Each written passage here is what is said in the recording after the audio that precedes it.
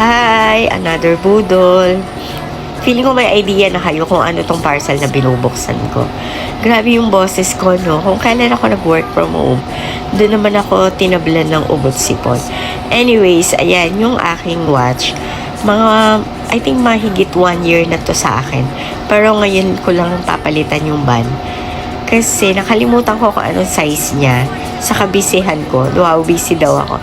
Tapos, hinarap ko pa yung box para lang maalala ko kung maging sure ay maalala ko yung size. Tingnan mo, hindi na ako marunong magtanggal. Anyways, ayan. Gusto ko pa rin naman yung dati niyang band. Pero, ayan. Gusto ko, di ba minsan parang gusto mo rin ng paiba-iba. Tingnan mo, ang cute ng color.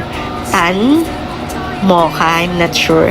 Anyways, ayun ba yan? Nag-order ako, tapos di ko alam. Tapos yung sarado,